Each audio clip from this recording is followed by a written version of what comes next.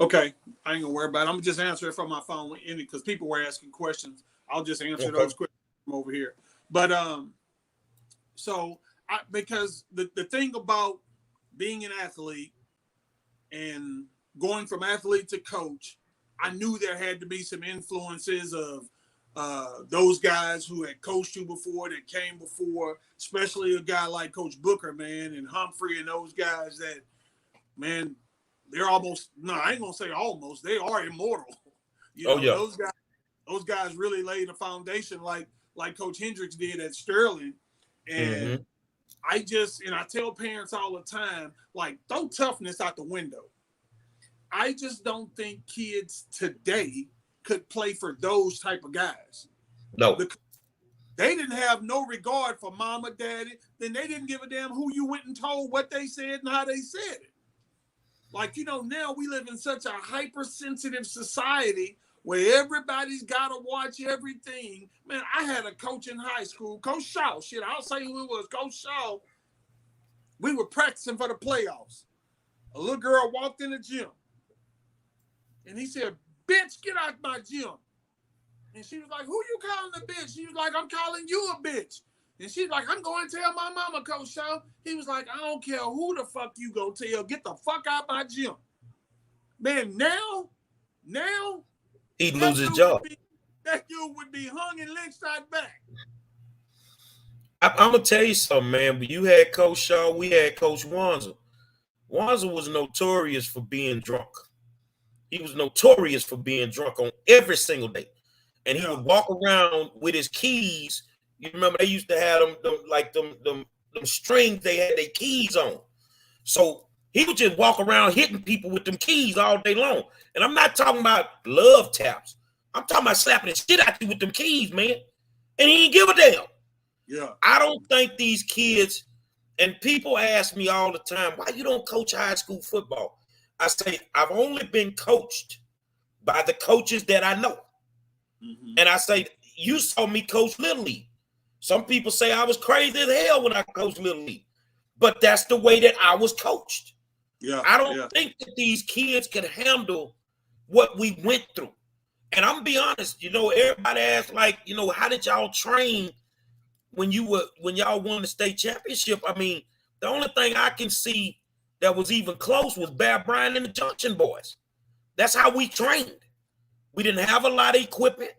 We didn't have a lot in our weight room, but they worked the dog shit out of us with the ideology that we would play for a state championship. So we all bought into it. These kids can't even run 2 miles. We would run, I don't know what y'all would do, Kevin, but we had to run 2 miles before practice and 2 miles after practice. Because he said in the fourth quarter, I need you running on diesel. I don't need you tired. Yeah. So you can't make these kids run a lap after practice if they not screaming and crying. Yeah, and for us, I'll tell you this, every day at Sterling, we ended practice every day with 8 220s. And it wasn't no jog, it was a sprint. All 8 was a sprint. You ran the 220, basically a 200 meter, you ran it, and you walked back across the field to the starting line, and you had 8 of those every single day, which is equivalent to your mile, because that's basically 4 laps. But if you think about it, and everybody had to do it, linemen included. But if you think about it, that's when the teams inside of the loop ran the city of Houston. Wasn't no Katy. Wasn't no North Shore. We couldn't even get them to give us a game. That's if it's Yates and Sterling at the Robinson, that's 20,000 people. You see what I'm saying? Easy. That's 20,000 deep, easily, no questions. So I mean, it's a totally different game now compared to back then.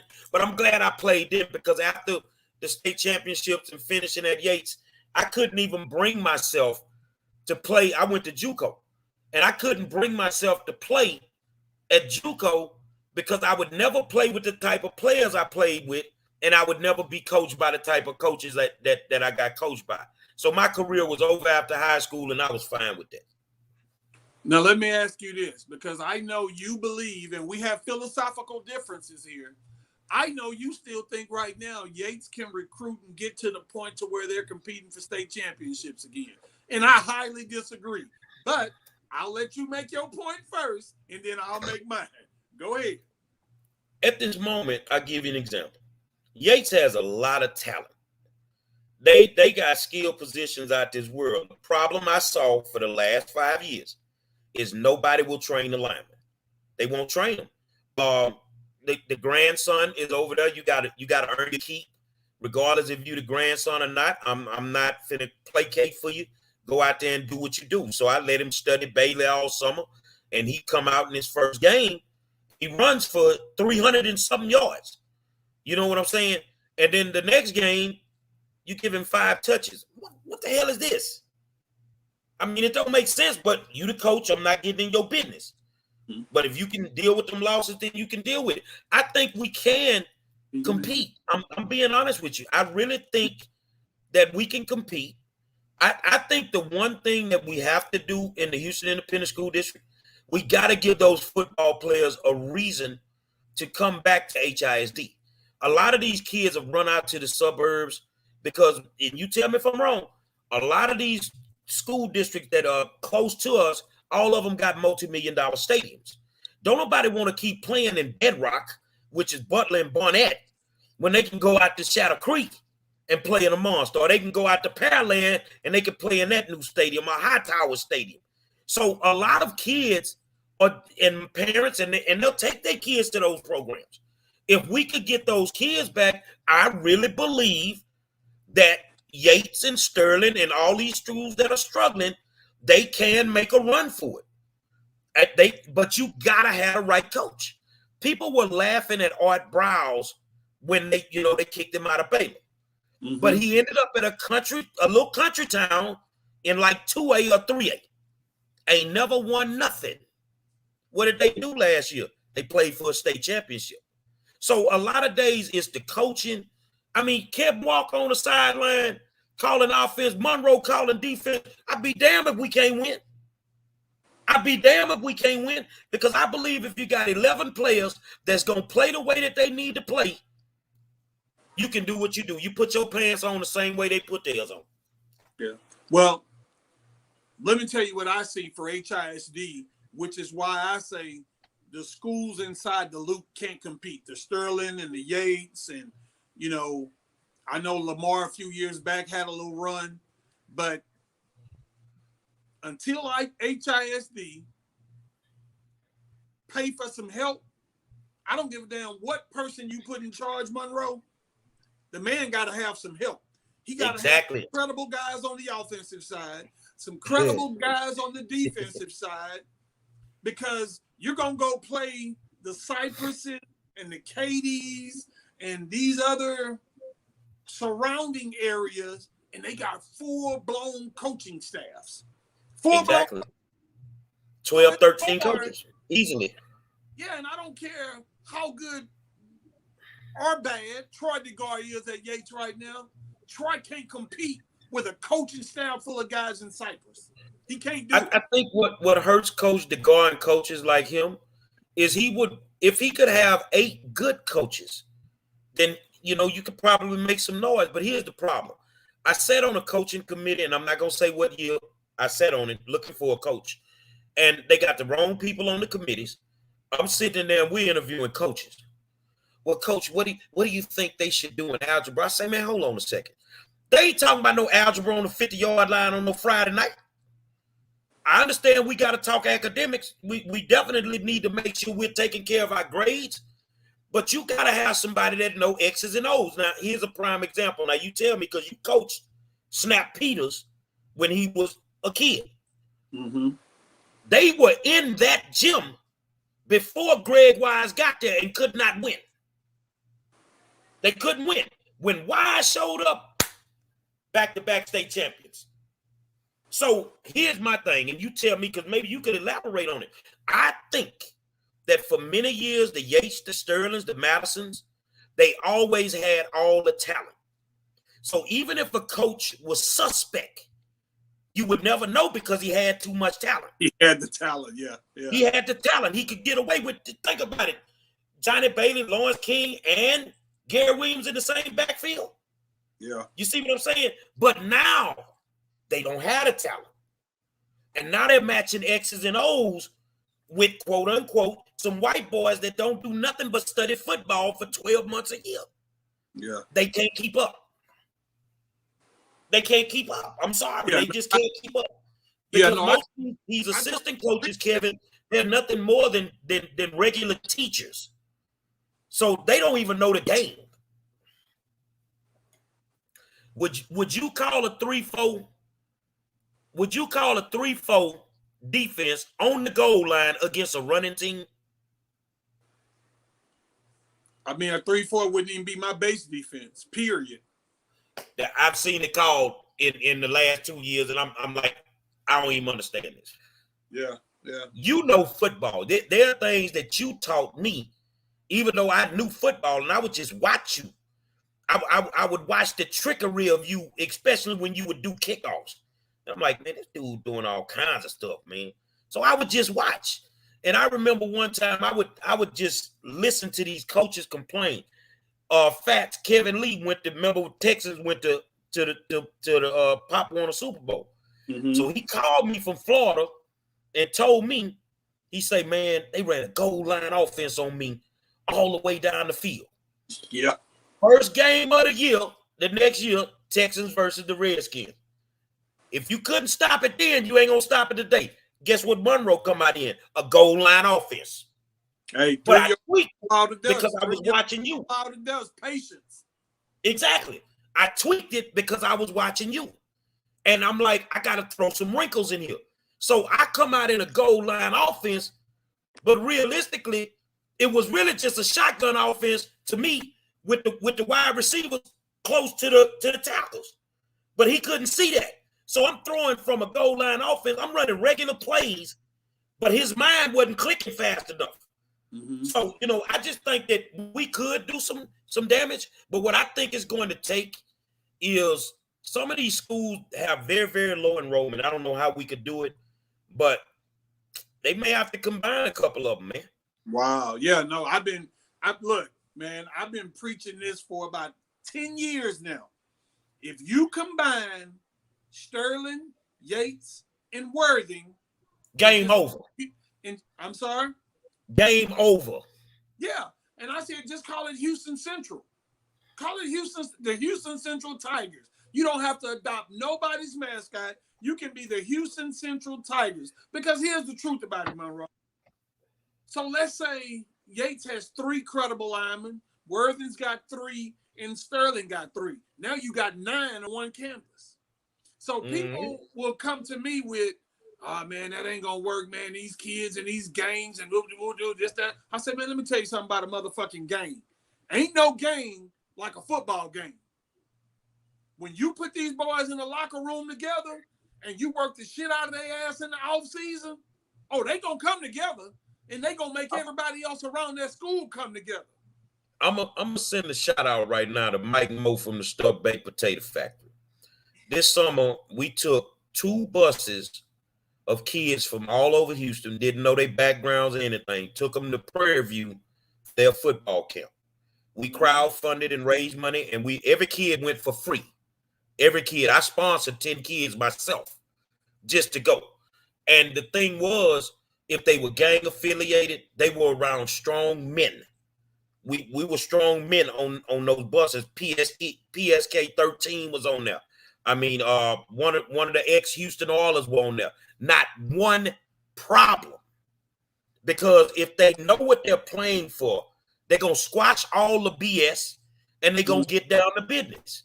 Yeah. But I really think that for us to be competitive, we would have to look at combining some of them programs, man. No, you're gonna have to. And here's my thing.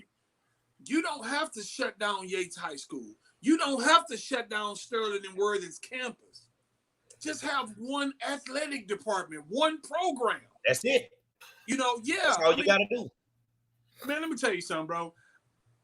I don't care how deep you cut me, I'm going to bleed blue. Because I'm a true Sterling Raider. My boys got on my ass about my first few shows. I was drinking out of a red cup. They was like, nigga, if you don't get rid of them red cups and Well, see, get you a blue that's like cup, you. I mean, you're a real Sterling Raider. My thing, man, and I mess with Lori Dodson and man, but look, Tukey Mama, man, I've had so many kids that played football and basketball and won state championships from basketball on Yates campus.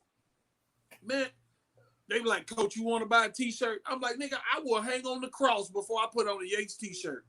I'm coming to the game to support you. That's bad enough. But I can't put on no Yates line t-shirt, bro. Man, you know what's crazy? Me being an education advocate, I'm so Yates that I had never set foot on some of these high school campuses that were rivals. I had never been to Worthing. Yeah. I had never been to Sterling. They ain't my neck of the woods, and until I die, that's the way that I was built. That's the way they built us. Yeah, you see what I'm saying? If you were a Sterling Raider, you were a Sterling Raider. That's what it was. If you were a Yates line, you were a Yates line. But you know, the thing is the pride of these schools. You got a lot of people running these schools that have no connection to the schools.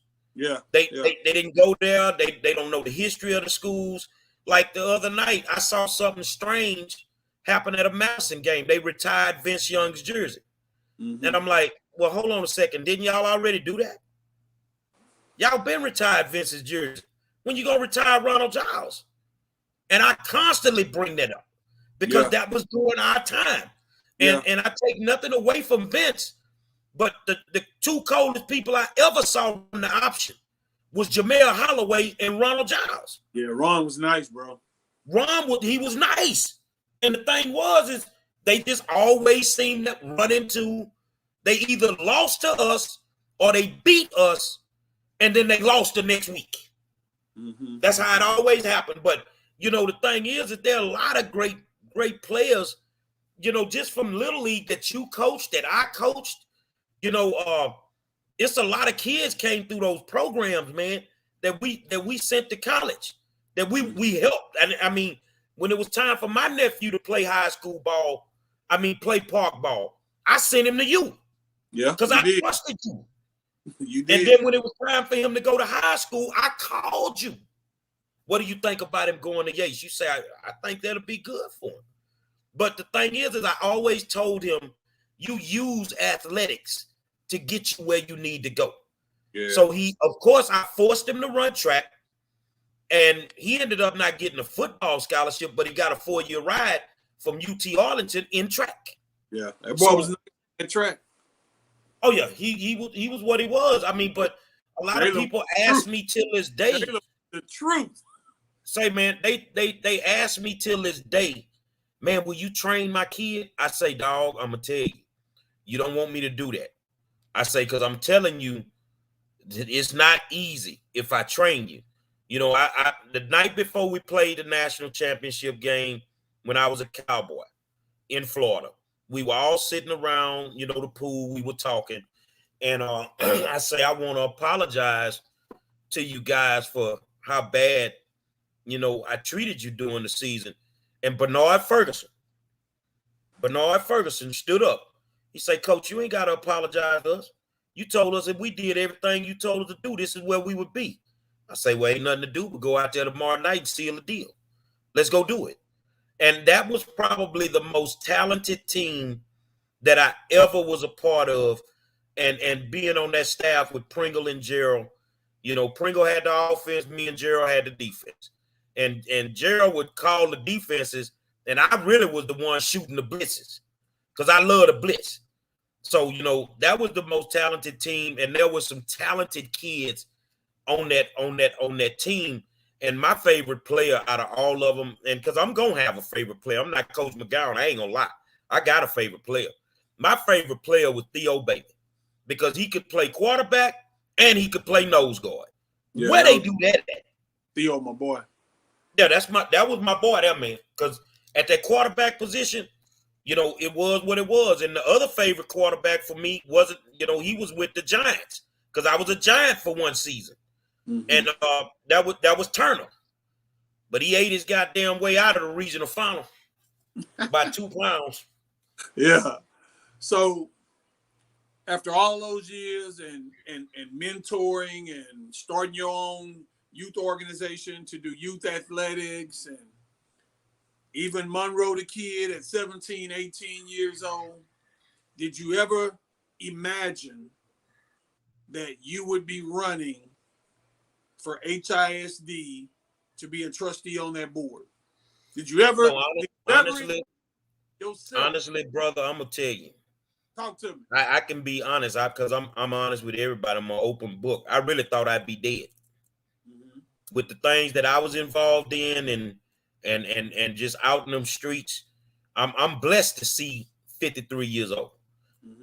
Never thought I would make it to where I'm at. Never had a vision of running for school board. That kind of just came up with just trying to help some kids with some band uniforms, and it took off from there, man. Now I will say that somebody told me today, dude took me today to get me another car. My car went down, and he said, man, I had an issue, and I told them people I was gonna bring you in there. He said, man, them people saw that issue right there. This is a used car salesman that used my name. So the thing is, I never thought that this is what I would do, but I probably wouldn't trade it for nothing in the world, because I get to see kids smile when we can solve those issues that they go through. The best payment I ever got was a special needs kid, a little white special needs kid, who mom could not afford to pay me, because I run a consultation company. And I told her, I'll take the assignment. Don't worry about no money. So when I solved that issue for her, and it only took me showing up at the school one time, the best payment I ever got was her special needs son giving me a hug. And that was more than enough for me, because some days that's all they really want. You know, that's all they really want. So, I mean, I could never imagine being where I'm at right now, running for school board. I've got two questions. You know, you have something you want to add? I do have two more questions that I want to add. For me, my number one question to you, because shit, Gerry Monroe loud, Gerry Monroe used cuss words, Gerry Monroe. But Gerry Monroe gets the job done at the end of the day. And I can say that for stuff you personally done to me, for me, when I've reached out to you, say, hey, Gerry, man, I'm having a problem with say it, what. And I remember the issue we had at Sunnyside Park with the youngsters wanting to hang around and smoke weed, and we trying to practice Little League, and they trying to take over the park. I came to you. You got me in touch with Boykins, who was on city council at the time. Boykins had money in his budget. Every day, we had 5 to 6 HPD officers on bicycle patrol for the rest of the year. He was like, man, we'll be here through December every day. And they ran the wannabe thugs up at the park. And it's not that we were afraid of them, but some issues ain't worth trying to tackle yourself. You know, let the people who do that for a living do their job. Exactly. I don't know if I ever told you thank you, but I'm telling you now, I appreciate you that. Did. But I have this question. Why should I vote for Gerry Monroe? Why should anybody vote for Gerry Monroe? I mean, that's a simple voting for Gerry Monroe. Well, first of all, you I don't have to make too much shit. You talk too much shit, Gerry Monroe. I do. I talk. You know why I talk so much shit? Because I'm human. and I used to be a parent in HISD. But voting for me is simple, because I don't have to make promises. I have a resume of things that I've done, things that I've touched. I'm an old inventory guy, and I believe if you're gonna count inventory for a living, you have to physically touch your inventory. So when it comes to HISD, have I touched special ed? Yes, I have. Have I touched the bonds? Yes, I have. Have I touched the safety in the schools? Yes, I have. I've done all of that. And at the end of the day, you have to make a choice. You can either keep putting politicians on the board that don't have a clue about education, or you can find somebody who has a heart for the children that can make common sense decisions. And I think that's all we really need. It's not hard to fix HISD. You know, like right now, you're an anti-masker, because my doctor won't allow me to wear a mask. He will not allow me. Everybody that knows me know I've had my health challenges. He won't allow me to wear a mask. He won't allow me to take the vaccine. So my response to them, when you're an anti-masker, but at least I ain't no criminal. You got criminals sitting on the school board. You got people that have openly violated the law that's sitting on the school board. So if they don't give a damn about violating the law, how they gonna give a damn about doing anything for kids? They're not. They're just not. So bottom line, you either want change, and honestly, when I'm out campaigning, because it's a nonpartisan position, so that means I have to campaign Republicans, I have to campaign Democrats, and normally as a politician, those conversations change with the races, or they change with the parties. The reason everybody's falling in love with Gerry Monroe, because they get the same conversation everywhere I go. And the Republicans that I've had to stand in front of, the conservatives, the only thing they say is, we believe in you. We know that you're going to get in there and you're going to do a good job. That's all I know. I don't know how to fail. I'm not going to fail, because if I get in there and fail, that's right up their alley. So I'm not going to fail. And I actually have solutions to a lot of the problems. For example, and then I'll give it back to you. The biggest issue in HISD is equity. They say we got to figure out equity. And I'm like, equity?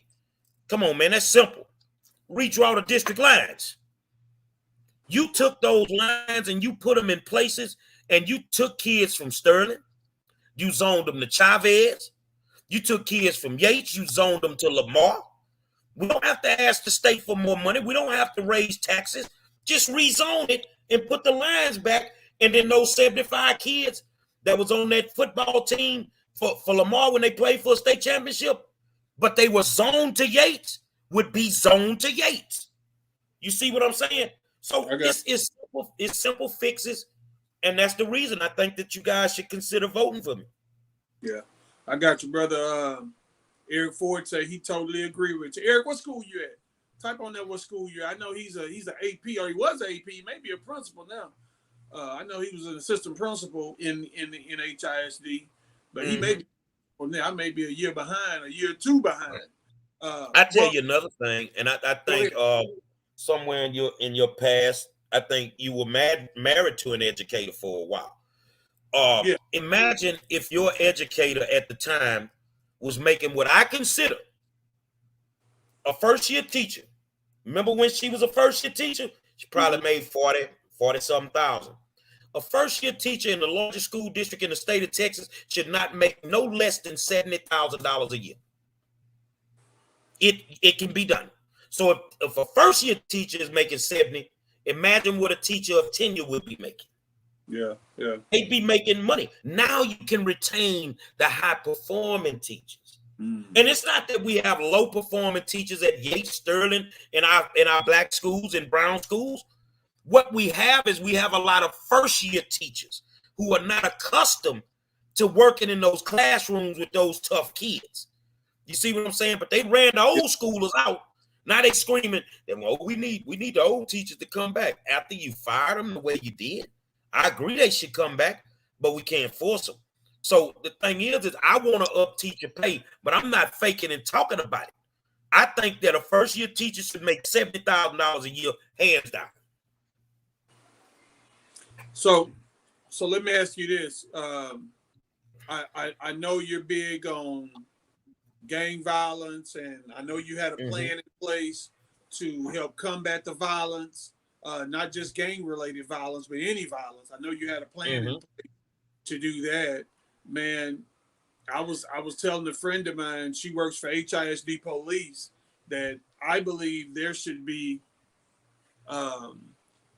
police officers on elementary school campuses as well. What's to stop an active shooter from walking on an elementary school campus? I think they look at, well, there's really not a lot of going on. There's no need for this. And so do we be reactive, Monroe, or do we be proactive? You got to be reactive. You have to be reactive. I don't think, and you lost a child, but nowhere in that situation did you agree for your child not to come home that day. You didn't agree to that. You see what I'm saying? So we have to be reactive. I told Dr. Grenita Latham one day, we were talking, And I said, you're going to have a shooting on a school campus. And she said, Monroe, why you say that? I say, it's got to happen because you don't have any safety measures in place to stop it before it happens. I say, but it's not going to happen on a black campus. She say, huh? I say, it's going to happen on a campus that's open, that you would never expect it to happen on. I say, it can't happen on a black campus because you got too many guns on the campuses on a daily basis, and you'll have a full-fledged shootout. So they already know everybody, you know, they got 20, 30 guns on the campuses. Yeah. So you ain't gonna be stupid enough to pull no gun at no Worthing and think somebody ain't gonna pull one back. Yeah. You know, and like clockwork, a couple of months later, kid get shot and die at Bel Air. But I asked people, since that young man lost his life at Bel Air, what safety measures has the district put in place to make sure that it never happens again? Nothing. Yeah. They've done nothing. From a safety standpoint, I think that's one of the biggest things we need to address because we're playing the law average. Oh, it's never happened on this campus. Well, it can happen. It can happen with all the bullying that goes on. Like the big thing this year was the Latino young man got beat up at Sterling. It was all over the social media. Yeah.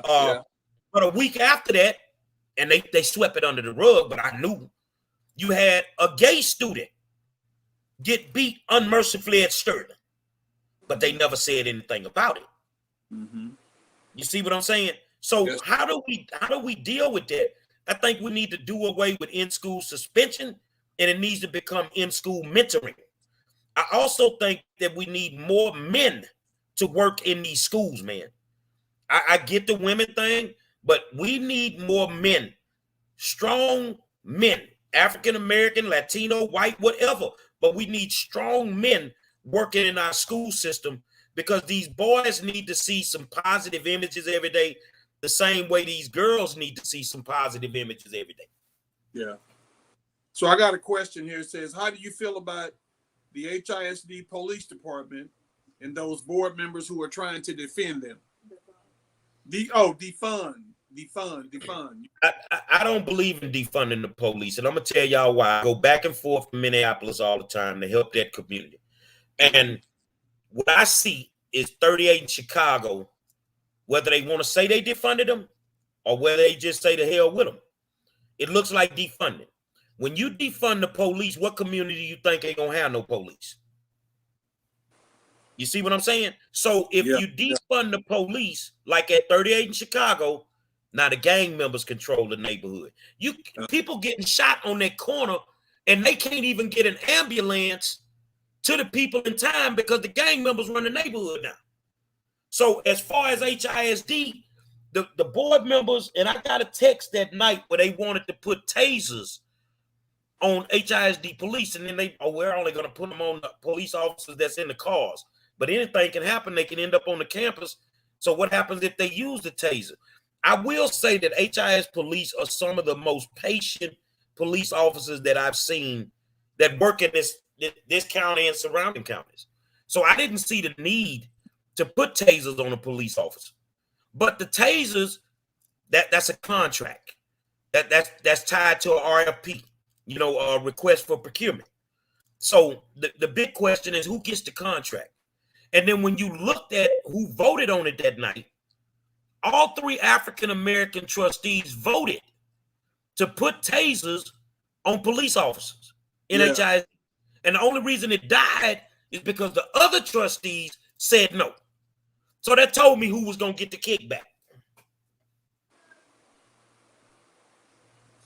Hey, man. I'm laughing because your ass is on it. Like you. Man, let me tell you what else I'm on.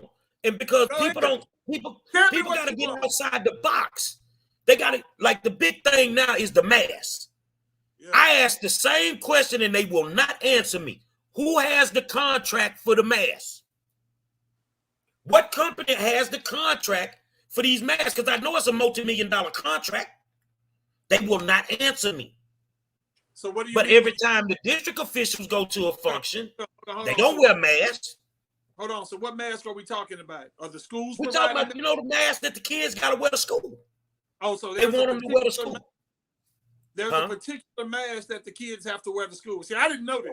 No, just the regular little blue mask.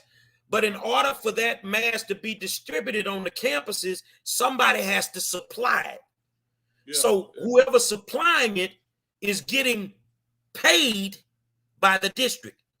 And if the board members, if that's their partner and they vote for him, then they kick them back the money. It's all about money, man. No, I hear you, brother. Hey, I hear you.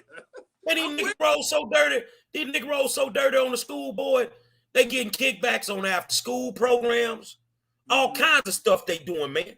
This is what they doing on the school board. And if you think about it, the school board ain't nothing but a goddamn graveyard for raggedy politicians. When they can't make it nowhere else, they run their ass over to HISD. Yeah. That's what they do. Or if they decide they're going to run for HISD and they win, they use it as a stepping stone to run for something else. But while they there, tons of money.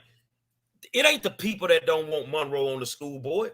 It's these old sellout Uncle Tom Negro politicians who getting kickbacks from the school system that don't want me on the school board. Because you know what? And I got to say it. Can I say it? I said what I said, and I meant it. When I sit on the school board, I'm fucking up the church's money. I don't want no money, and you ain't finna get no money. All the money going to the kids. So people say, really, in all intent, they don't give a damn about the children. They're not concerned about the children. No. And that's why we gotta find some people that do. It doesn't matter if they're Republican or Democrat. This is a nonpartisan race. But if they have a heart for children, then let them have a shot at it. We ain't got shit to lose. You see what I'm saying? It's like that in every entity of government agency. You know, it come down to the funding. It comes down to the money. You know, what palms are getting greased. I guess that's more important. Just give us another raise, Gerry Monroe. What she said? She said, give HISD police another raise. I helped them get a raise about 4 years ago, $1 million raise. I helped them get a raise. And I mean, because they, at the time, they were the 13th lowest paid police organization in all the surrounding counties. They wasn't making no money. That's why most HISD police, they have to have that second job. You see what I'm saying?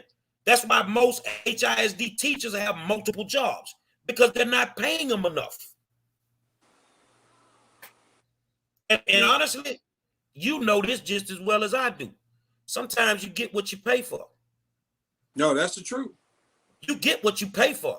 So if you gonna pay these people that kind of money, and all you get is them first year teachers that beating up 6-year-old kids and slamming them on the floor, that's what you get when you pay them that kind of money.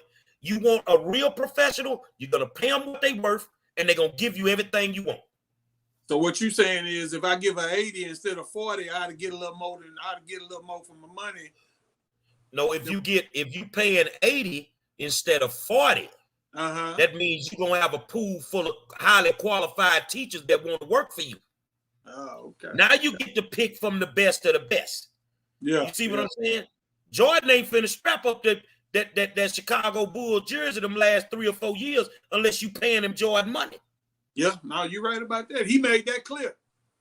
Exactly. He didn't have to do it. He had enough money. But if you paying him Jordan money, then he gonna show up and show out. Yeah, no, you're right. We got a lot of issues in the district, dog. We got a lot of issues, man. I mean, it's a lot of cheating on the STAR test. You know, the big issue with me was when they banned me from the school district and they gave me a trespassing notice. Well, part of the reason they gave it to me because I was about to expose several campuses that had cheated on the STAR test.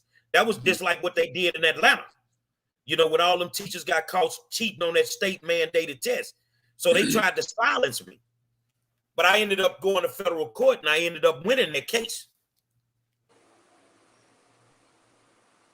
So, yeah, I mean, some days in a closed door meeting, you just might be a motherfucker. Because that's what you are. Yeah, yeah. But when you done been to as many funerals as I've been to for school-age kids, enough is enough. And if you don't like the way I'm talking, fix your problem. Yeah, no, I'm with you. I totally agree with that. I totally agree. So let me ask you this. So when we look at the issue in school, and one thing that's been swept under the rug nowadays is teenage pregnancy. That's at an all-time high, as well as dropouts. Like, where are these kids? I know when the pandemic came about in 2020, there were so many kids missing from rosters academically, and they had no clue where these babies were. So who's governing that now? I know I kind of hit both places. I'm gonna let the cat out the bag for you.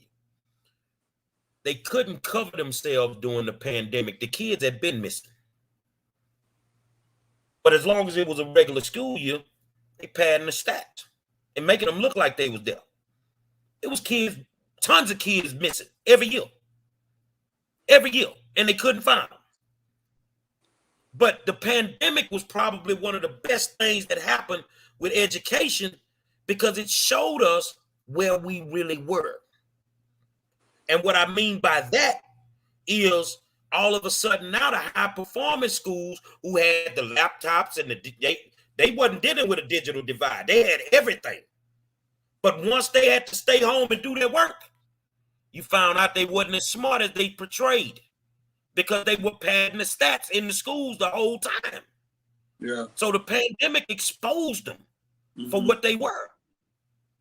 And as far as teen pregnancy and different things, that a lot of this got to start at home.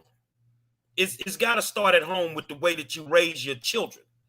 And you know, for me, my kids, I want a job when I'm 15. Your job is to go to school and make good grades. That's your job. Don't worry about no job. I'm gonna take care of all your needs. You know, when it comes to sex, we had those talks, and I mean, I'm just plainly letting you know. You lay up around here and get somebody pregnant, then I don't know what you're gonna do because I ain't finna take care of no baby. Yeah, I'm not gonna do it. But it's the way that you raise your kids, and if you do it the right way, but you gotta start when they small. Like I see you playing with your grandbabies all the time. You know what I'm saying? You're raising them the right way. You're catching them at the right age. But you can't think that you can ball and parlay and pop your ass every Friday, Saturday night, and then when they turn 16, you want to raise them. It don't work like that. Because now they finna try to raise you. Yeah, no, you're right about that. I mean, you know, kids gonna do what kids can get away with. You know, but I just look at, man, teenage pregnancy and just how there's not the same aggressiveness. Are there even campuses now in the district for young ladies that are pregnant instead of being in normal campuses? Do they even have? Back in the day, remember we had K? We had K. While you got pregnant, you had to go to K. Yeah. Well, see, the thing is we've lowered the standards. We've lowered them as parents. We've lowered them as a school system. And we started accepting a lot of things in the school system. We started accepting a lot of things. So it's popular and cool to walk around with a big stomach on the campus now, and you're 14 years old. But having no clue that you probably allowed your child to destroy their life at 14 or 15 years old because they may not make it or recover from that. So, you know, the thing is we have to have those positive role models.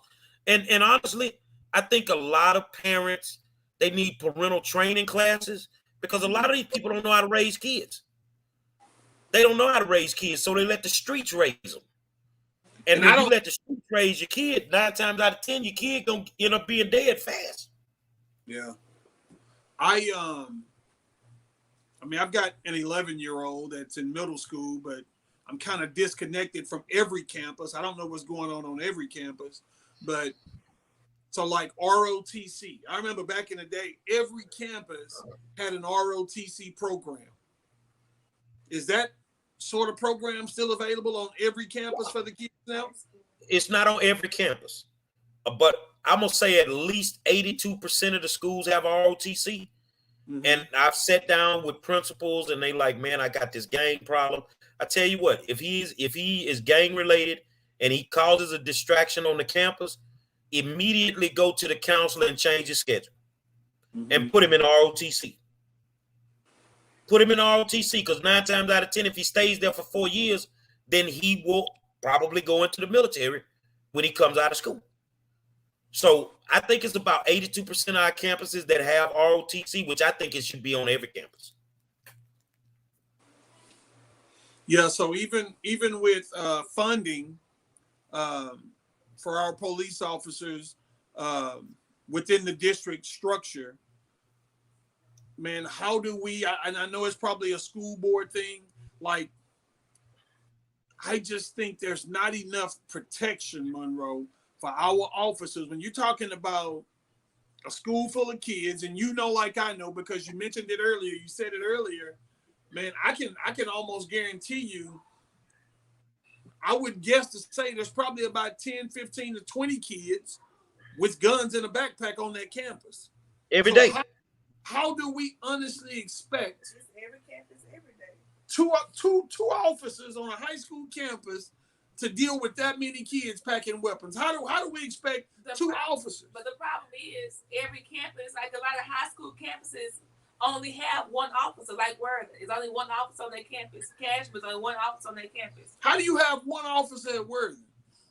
I mean, let's go back 4 years to Worthing with one officer on the campus and 26 identifiable gangs on this one campus. How does that work? Yeah. You see what I'm saying? So for me, a part of the plan is teaching conflict resolution. Somewhere during the course of the day, we have to teach conflict resolution. We have to teach kids how to solve issues without it becoming a violent situation. And a lot of times, if you just have a conversation, you can get rid of that confrontation right there. Another thing that we could do inside of the plan that we created, that 21-page comprehensive plan, is it incorporated schools, it incorporated city government, county government. No matter if it's schools, no matter if it's on the streets, you can get all the cops that you want. It ain't gonna stop violence. The number of cops don't stop violence. It's the resources that are provided to give them something else to do. So guess what? When we had too much to do on a school campus when me and you were in school to get caught up in anything. And then let me tell you something else. Hold on. Let me tell you something else, Monroe. We did have a lot to do, but my mama was a goddamn fool as well. You goddamn right. So what? The one thing I knew that if I acted an ass at Rothschild Sterling High School, say, bro, when that message hit that front door, that lady finna deal with my ass. Let me tell you something, man. You coached a couple of my kids, man. You coached Antonio, my nephew. And Antonio got a little buck wild with me twice. And I told him, I say, now, if you do it a third time, I'm going to knock your ass out.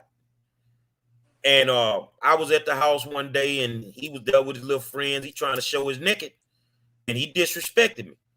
I said, come outside. He came outside. I said, I'm going to show you why I'm legendary. And I knocked his ass out. Because we need to understand something. Whether you the uncle, whether you the father, the mother, the auntie, whatever, you still a child. And you stay in a child's place.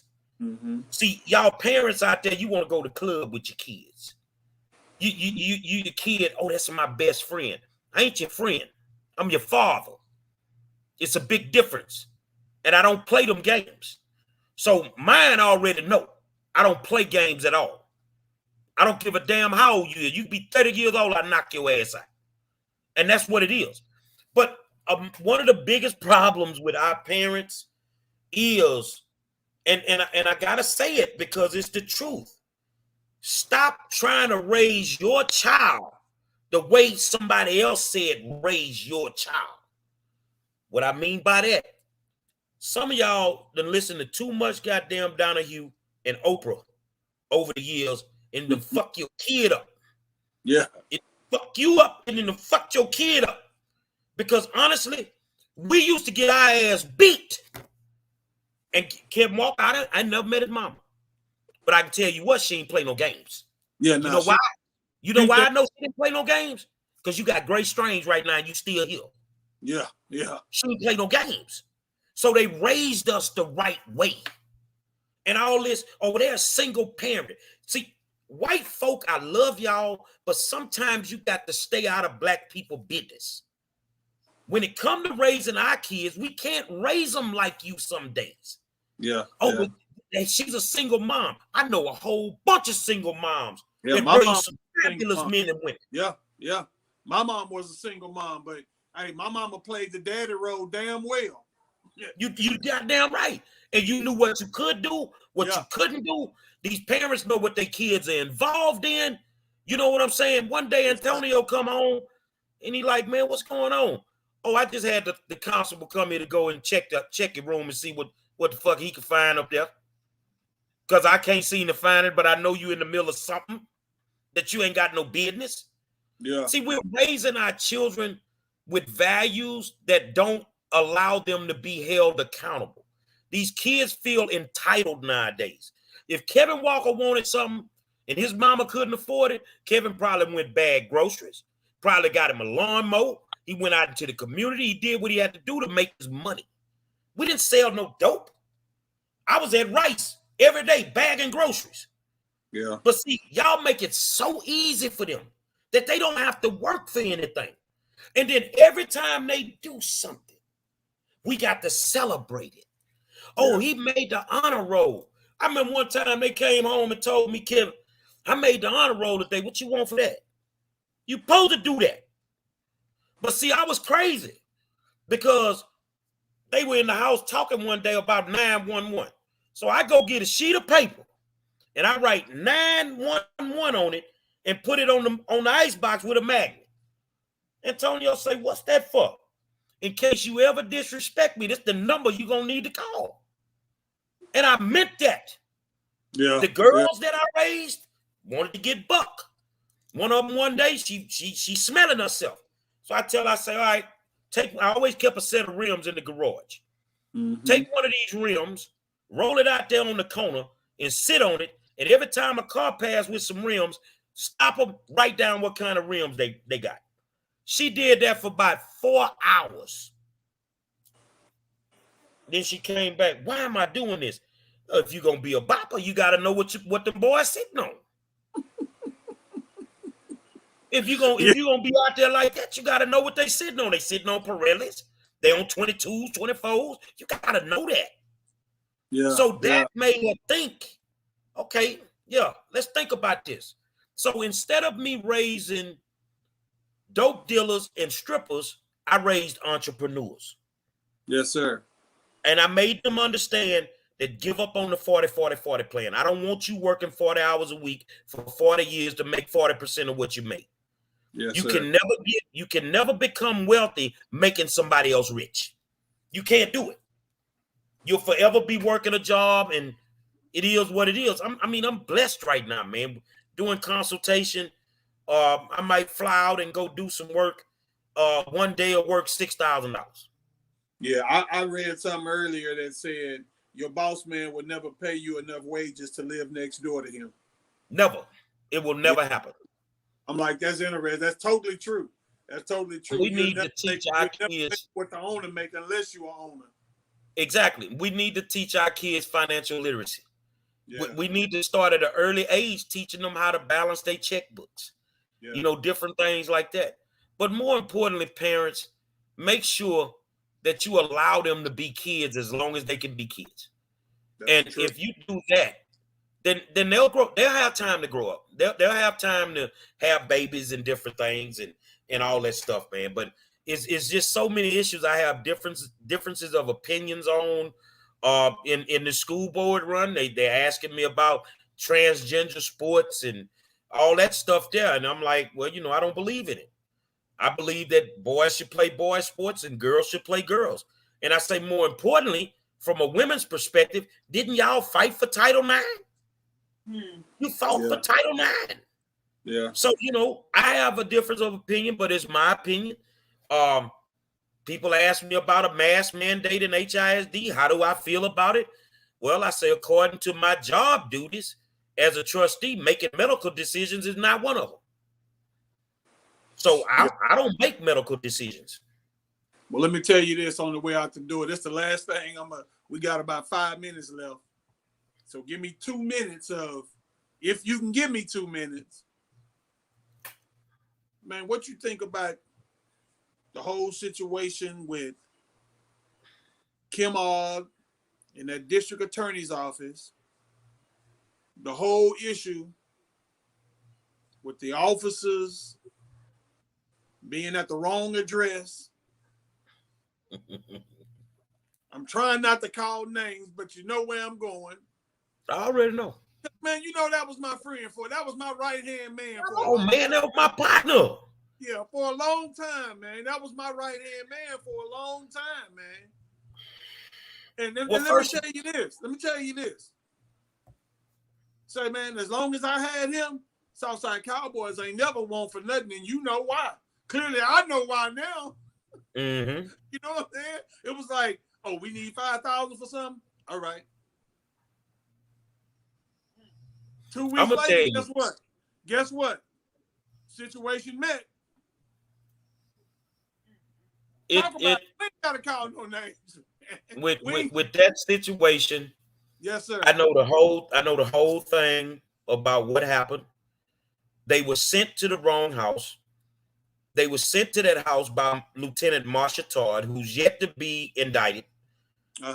She sent them to the wrong house because her daughter was on meth, and she wanted those people taken out. So instead of sending them to Hardy Street, she sent them to Harding Street. Yeah, and they hit the wrong house. They killed 2 innocent people that should not have died. And I think that Kim she's been prolonging it. She's getting a lot of pressure from the union, to make it right with that situation. But that guy destroyed a lot of kids' lives, man. And the bottom line is the chickens didn't come home to roost in that thing. And I'm gonna be honest, that's one of the reasons Art Acevedo got the hell up out of Houston. Because he was finna get caught up in that. Look, we doing he was finna get caught up in that. Yeah, because he in trouble in Miami now. Oh, he ain't in trouble, he fired. Yeah, no, I'm just saying though. Yeah. So the thing is that case was unfortunate. The Tuttles shouldn't have died. And I will say, as an African-American activist, along with Quanell X and Candace Matthews, we were some of the only African Americans that went to war for those 2 innocent white people that died, because it should have never happened. And they know exactly what happened. They know exactly who was involved, who made the order to do it, but they're gonna try to let him fall on the sword for it to protect her. Marsha Todd. Yeah, and I'm confused by what's going on, because I steady see indictments being lifted off of officers instead of guys being prosecuted for it. So we're going into what, damn near 3 years now since that happened? Yeah. And we still ain't, that family still hadn't got any justice. I mean, I don't know, of course. I mean, here's what to me made me smell a rat. When the initial officer was involved, hired an attorney that was also running for the DA's office. Mm-hmm. And his attorney got into a runoff for that seat. So what happens if she would have won, Gerry Monroe? What if his attorney would have won that district attorney seat? That case would have had to been moved to another county. Yeah. Change of venue. It would have had to be a change of venue, because then it was a conflict of interest. Conflict of interest. So I think that they're moving slow because they really want it to go away, but it can't go away. And I think that if they start this situation with that particular division is worse than the Rampart division that happened in LA. Mm-hmm. It's worse. It's 100 times worse. This one case with these officers, with the number of people that cases were put on, would bankrupt the city of Houston. Yeah. It would bankrupt them. I mean, Philman Bates, who used to coach the Texans with Kevin Lee, he put a case on him. Yeah, I saw that. I saw that. Yeah, and I'm the one that got him the job offshore. So I know he wasn't selling no dope. But I just think that sometimes when we mess up, we just gotta own it. But if they own it, Kevin, it's gonna bankrupt the city of Houston. Yeah. Well, man, look, we up against it now. We can hit our hour mark, man. Hey, man, we got to do this again. We got to do this again. Man, whenever you want. Come up with us a whole new script and just go at it, man. Because one thing I know, Gerry Monroe gonna speak the truth, and Lord knows I'm gonna speak the truth. I posted something earlier, say, man, when you speak your mind, when you speak the truth, nowadays you consider a hater or you tripping. No, bro, it's just my opinion.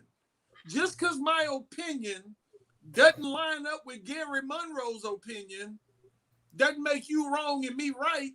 We just two people with an opinion about subject matter. I can still respect you at the end of the day if our opinions don't line up. That don't make, Gerry Monroe a whole ass nigga because he don't think like I think. No. As a grown ass man, I'm going to respect you when you speak your piece. Exactly. I'm not going to disrespect you when you speak your piece.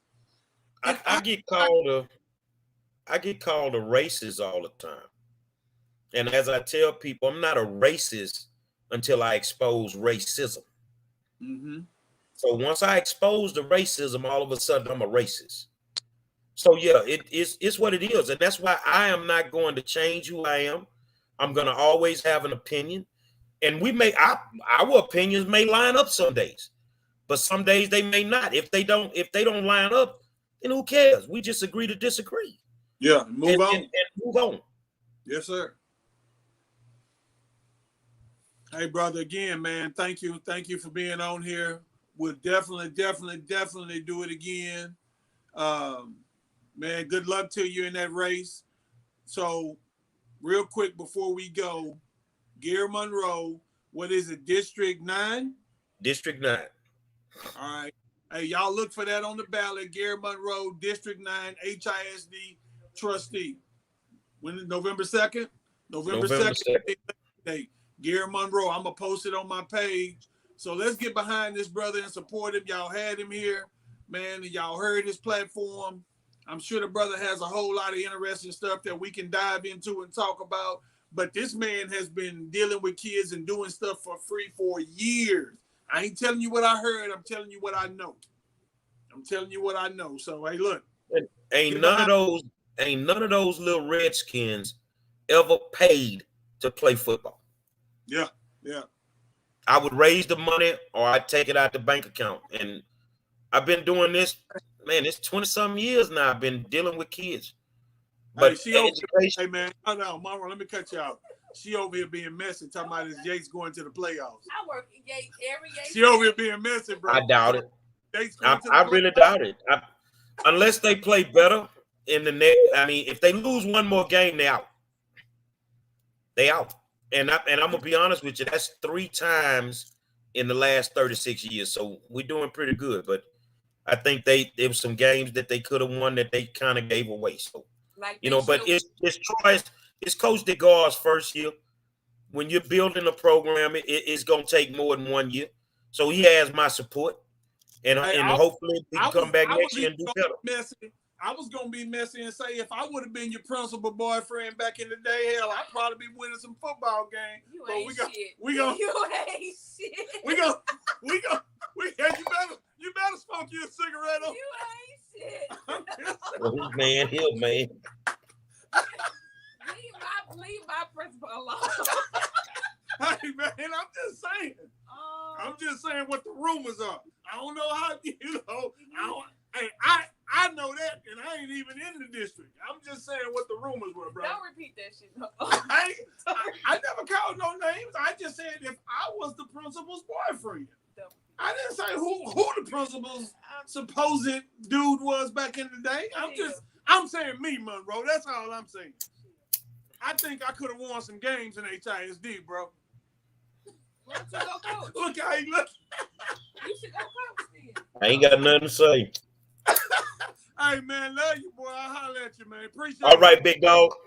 All right.